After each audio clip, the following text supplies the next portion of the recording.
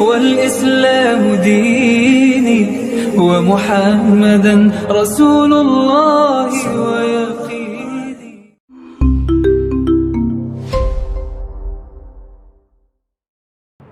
السلام عليكم ورحمة الله وبركاته.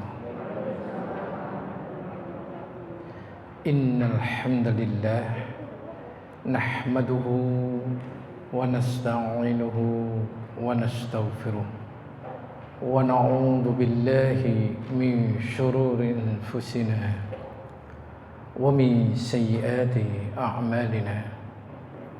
من يهده الله فلا مضل له ومن يضلل فلا هادي له. أشهد أن لا إله إلا الله وحده لا شريك له وأشهد أن محمدا عبده ورسوله لا نبي بعده. اللهم صل وسلم وبارك على محمد صلى الله عليه وعلى آله وصحبه وسلم أجمعين. يا أيها الذين آمنوا اتقوا الله حق تقاته ولا تموتن إلا وأنتم مسلمون. يا أيها الناس اتقوا ربكم الذي خلقكم من نفس واحدة وخلق منها زوجها وبث منهما رجالا كثيرا ونساء واتقوا الله الذي تساءلون به والأرحام إن الله كان عليكم رقيبا.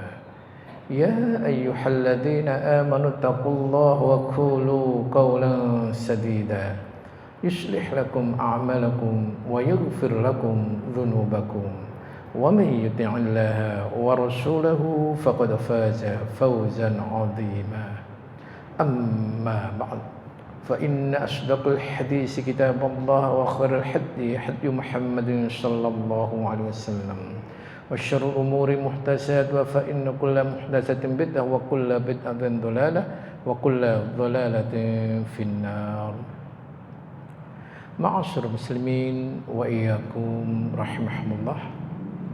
Mari kita memulai kajian kita pada sore hari ini, dan materi kita adalah kelanjutan kitab Syarah Aqidah Ahlus Sunnah wal Jamaah karangan akhuna Ustadz Yazid bin Abdul Qadir Jawas, memasuki kaidah ke-49. Ma'asyiral muslimin wa iyyakum rahimakumullah.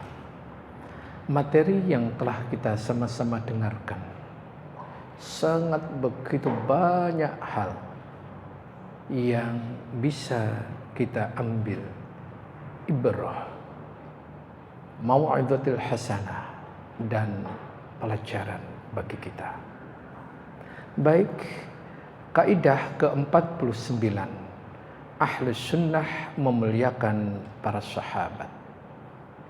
Ana akan coba meringkas biar lebih simpel, biar lebih mudah. Di mana siapakah yang disebut dengan sahabat?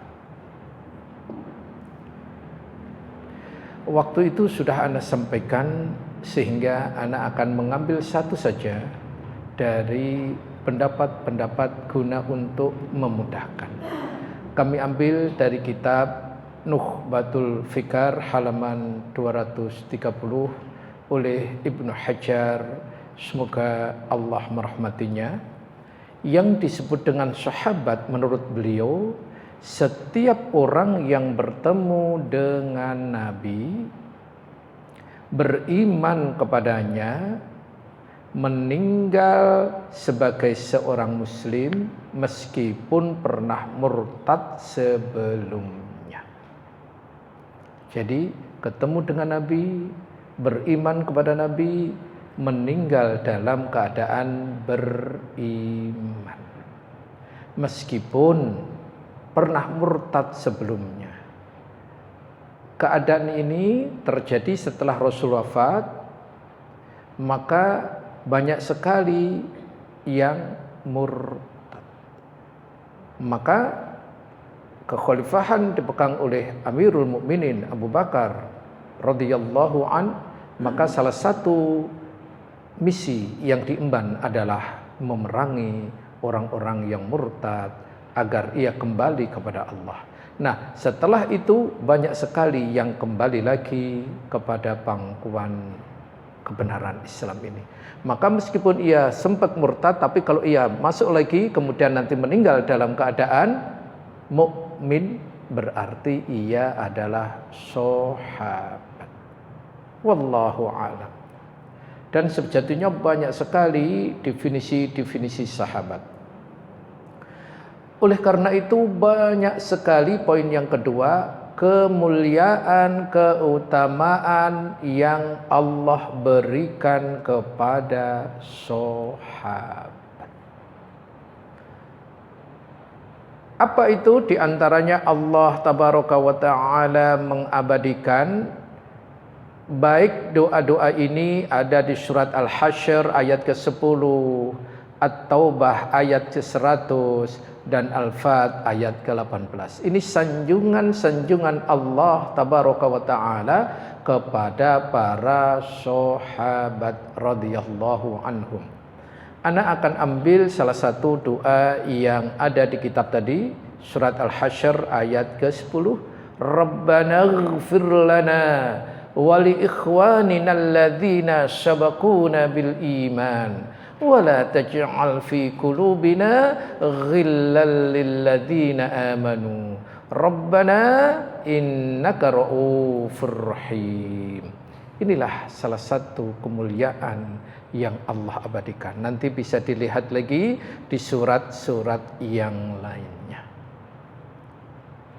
Namun ada satu surat di antara surat yang luar biasa ini yang ingin ana sampaikan, yakni Quran surat Ali Imran surat ketiga ayat 110. Allah memuji kebaikan kaum mukminin. Kuntum khaira ummatin ukhrijat linnas. Kalian adalah umat yang terbaik yang dilahirkan untuk manusia. Ta'muruna bil ma'ruf wa tanhauna 'anil munkar. Menyuruh kepada yang ma'ruf dan mencegah kepada yang munkar, wa tu'minuna billah, dan beriman kepada Allah, ila akhirat. Masya Allah.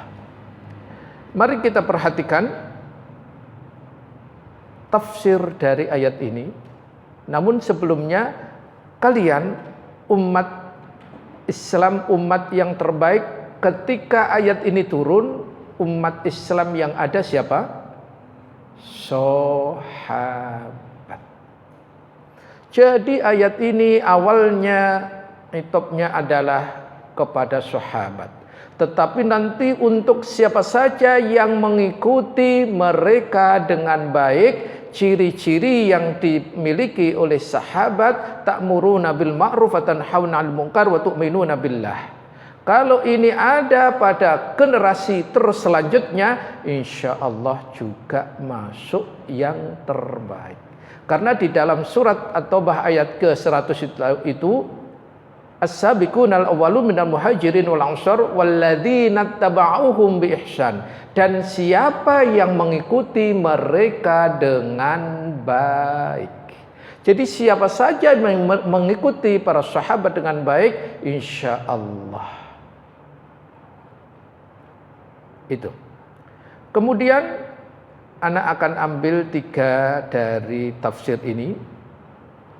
Pertama, Abdullah ibnu Abbas, semoga Allah meridhoinya, mengatakan mereka adalah orang-orang yang berhijrah bersama Rasulullah sallallahu alaihi wasallam dari Mekah ke Madinah. Jadi yang dimaksud kuntum khairu ummatin ukhrijat adalah orang muhajirin. Ini tafsir dari Abdullah ibnu Abbas. Kemudian Abdullah ibnu Mas'ud, beliau menafsirkan kalimat sesungguhnya Allah tabaraka wa ta'ala melihat hati para hamba, maka dia mendapati hati Muhammad.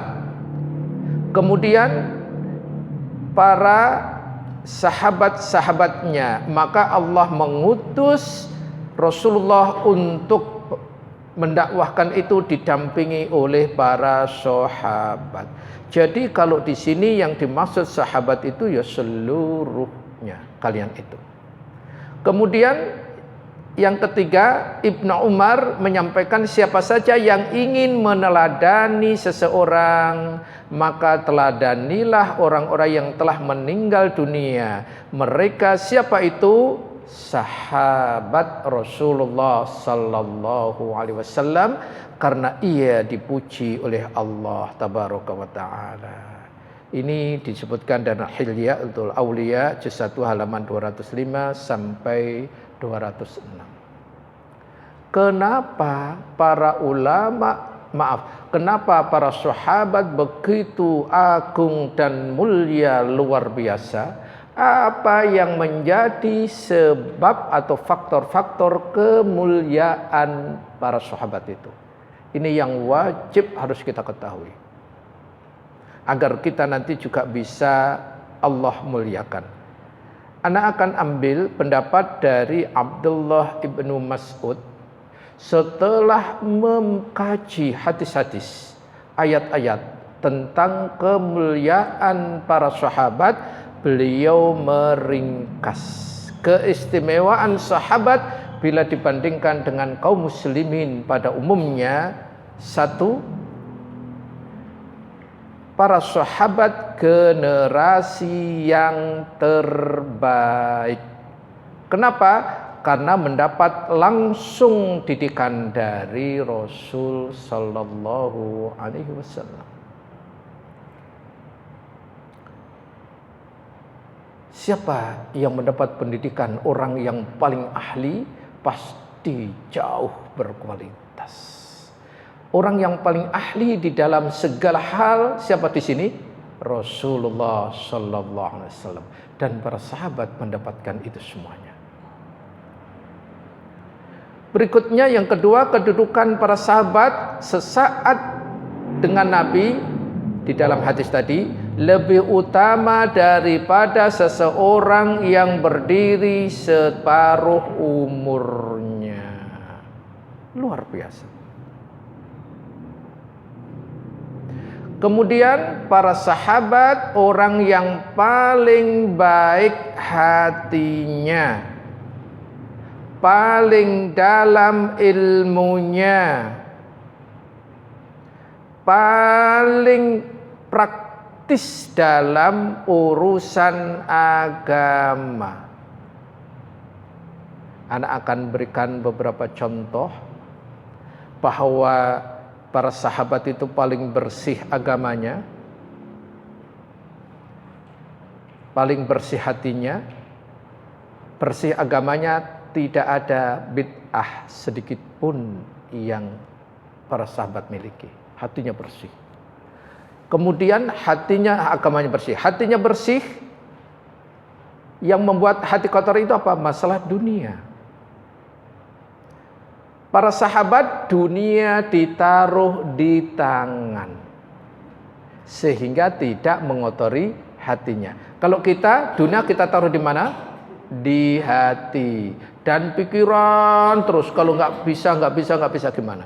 Makanya hatinya banyak sekali kotoran. Dan generasi yang paling dalam ilmunya, kenapa? Karena mendapat pengajaran langsung dari Nabi, penjelasan langsung dari Nabi, praktek langsung dari Nabi. Dan ketika ia mendapatkan suatu permasalahan, ia langsung bisa bertanya kepada Rasulullah sallallahu alaihi wasallam. Semuanya jadi clear, sehingga ilmunya itu luar biasa mendalamnya. Sahabat juga generasi yang paling baik akhlaknya.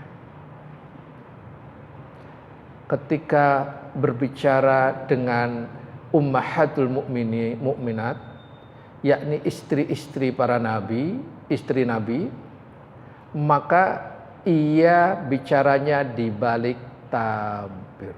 Luar biasa itu. Kemudian para sahabat orang yang sangat beruntung karena mendapatkan doa dari Nabi sallallahu alaihi wasallam. Salah satunya Ukasah.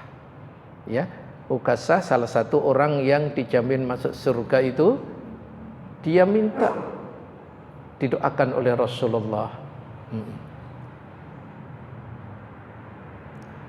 Kemudian sahabat Nabi adalah rujukan pada saat perselisihan yang terjadi.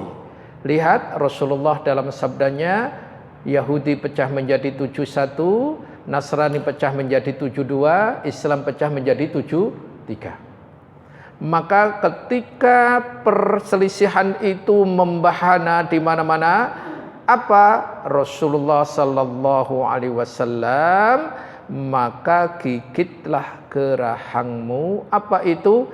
Sunnahku dan sunnah khulafaur rasyidin al-mahdiin. Artinya ketika terjadi banyak sekali permasalahan, kembalikan kepada Allah, Rasulnya, dan para sahabat radhiyallahu anhum. Itu. Bahkan sampai hari ini penjelasan para sahabat itu sangat luar biasa dijadikan rujukan kaum mukminin. Luar biasa. Kemudian para sahabat mendapatkan jaminan mendapatkan kemenangan. Di zaman para sahabat, Islam sudah berkibar 2/3 dunia. Masya Allah, kemenangannya luar biasa dahsyatnya. Ini semuanya peran penting dari para sahabat.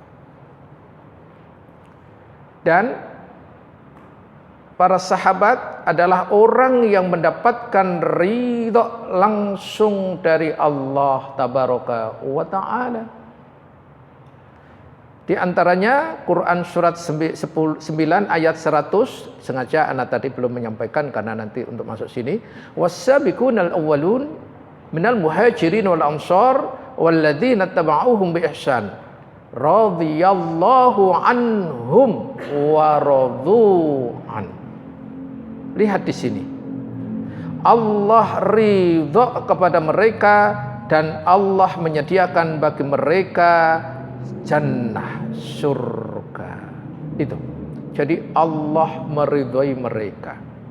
Maka ma'asyiral muslimin wa iyyakum rahimahumullah, kalau ada yang meninggal kaum muslimin, ya jangan digelari, ya tidak tepat ya kalau digelari almarhum.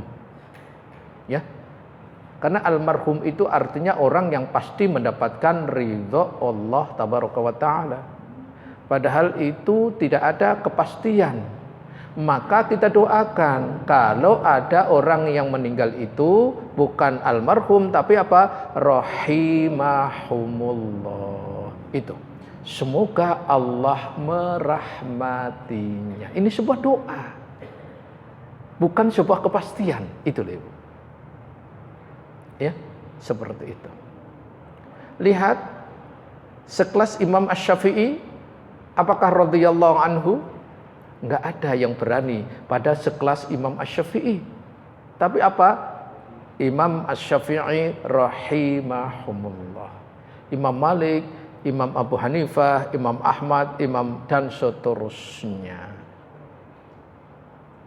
Jadi kita harus betul-betul benar dalam beragama.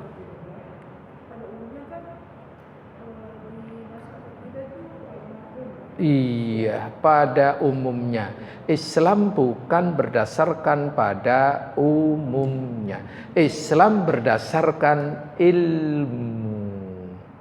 Yang lebih parah lagi, yang mati itu non muslim, tapi di media-media digelari almarhum dan almarhumah.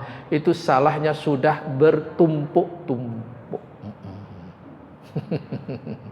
Iya. Karena ini tadi, karena umumnya yang dilihat, umumnya yang didengar, umumnya kebanyakan. Maka ingat Quran surat 6 ayat 112. Jangan 116. Jangan beragama itu mengikuti banyaknya orang. Silahkan surat 6 ayat ke 116.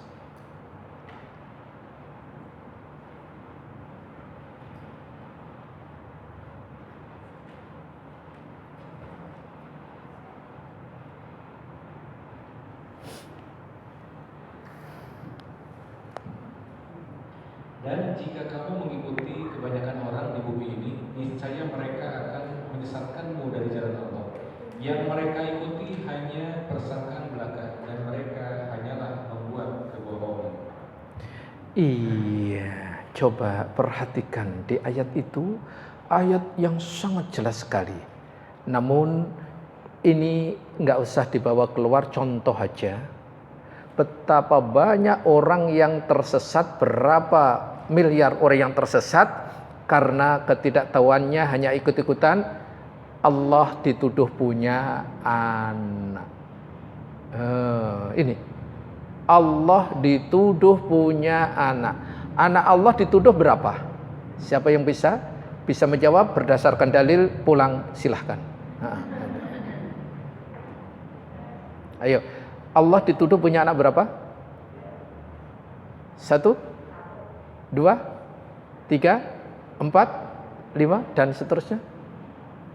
Tahunya cuma 1, Ustaz. Padahal di ayat itu bukan 1, di ayat itu langsung 2. Silahkan surat 9 ayat 30.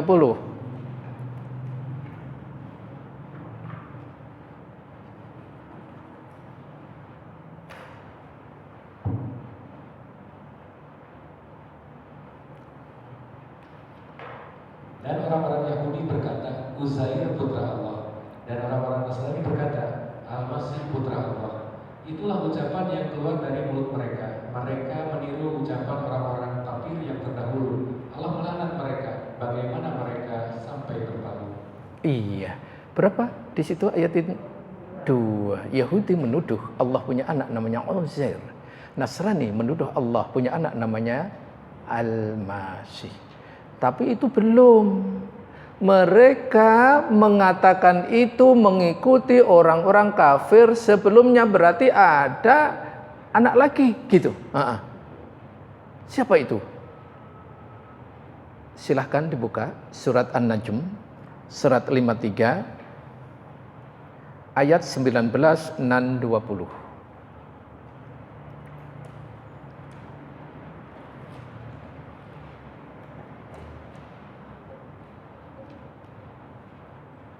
Maka apakah patut kamu orang-orang musyrik Iya, ada. menganggap berhala Al-Lata dan Al-Uzza? Dan mana yang ketiga yang paling kemudian sebagai anak perempuan Allah? Iya. Jadi Allah juga dituduh punya anak perempuan. Namanya siapa? Al-Manat itu. Banyak ya? Banyak. Inilah mereka-mereka. Karena ikut-ikutan. Tapi kalau Islam tidak. Lam yalid walam yulad walam yakul lahu kufuwan ahad. Masya Allah itu. Baik, kita akan lanjutkan. Kalau sudah tahu kemuliaan sahabat begitu banyaknya, bolehkah kita membenci sahabat? Tentu tidak boleh. Hal ini Rasul sallallahu alaihi wasallam melarang keras membenci sahabat. Di dalam hadisnya tadi, hadis riwayat yang Al-Bukhari, Imam Muslim, Abu Dawud, At-Tirmidzi, Imam Ahmad, Al-Baghawi, hadis ini statusnya sahih. Apa kata Rasulullah? Jangan kalian mencaci sahabatku. Demi Rabb yang diriku berada di tangannya. Seandainya salah seorang dari kalian memberikan infak emas sebesar, maka belumlah mencapai nilai infak mereka, meskipun mereka kaum para sahabat itu hanya 1 mud, yakni kedua telapak tangan, dan tidak juga separuhnya. Kita punya emas sebesar gunung Uhud, diinfakkan. Kemudian para sahabat itu hanya infak 1 mud, 2 telapak tangan gini, bu, kurma atau apa, diinfakkan. Di hadapan Allah lebih besar timbangannya, pahalanya 1 mud yang diinfakkan para sahabat. Karena apa? Karena para sahabat itu, ma'asyiral muslimin, yang pertama-tama masuk Islam, yang ikut berhijrah dan membantu orang yang berhijrah, yang ikut membesarkan Islam, yang memperjuangkan Islam, yang mengamalkan Islam, dan yang menjadikan Islam satu-satunya pedomannya. Dia betul-betul bisa membersihkan hatinya yang awalnya para sahabat itu mayoritas awalnya adalah musyrik. Kenapa? Karena menyembah berhala. Sahabat yang gak pernah menyembah berhala siapa? Siapa yang tahu? Sahabat semua mayoritas pernah menyembah berhala.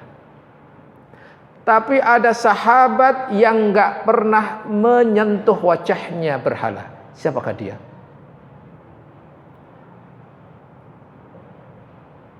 Siapakah ia? Ali bin Abi Thalib radhiyallahu anhu. Karena beliau waktu masih kecil terus dibimbing oleh Rasul sallallahu alaihi wasallam. Abu Bakar, Umar, Utsman, Zubair bin Awam, dan seterusnya sebelum agamanya Islam. Apa? Agama nenek moyangnya itu. Tapi hebatnya para sahabat itu, begitu masuk Islam, begitu memeluk Islam, seluruh keyakinan, pikiran, ucapan nenek moyangnya seluruh ditinggalkan. Dia ganti hanya satu. Asyhadu an la ilaha illallah wa asyhadu anna Muhammadar Rasulullah. Ini hebatnya para sahabat. Sehingga tidak pantas kita mencela sahabat itu. Kita walaupun Islam dari lahir, maaf ini, keyakinan di luar Islam masih banyak belum? Masih sangat banyak sekali yang ada di dalam hati kita, keyakinan di luar Islam. Contoh aja, apa ada orang yang berani nikah di bulan Muharram? Nikah aja, nggak berani bulan Muharram. Wah, ini padahal jelas sekali ini. Nah, ini bukan dari syariat kita, tapi masih nggak berani beli rumah tusuk sate. Ini masih banyak sekali. Bayangkan, sahabat berani membersihkan seluruh keyakinan yang sebelumnya ia anut. Setelah masuk Islam bersih. Tapi kita Islam dari lahir sampai usia sekarang belum bersih-bersih.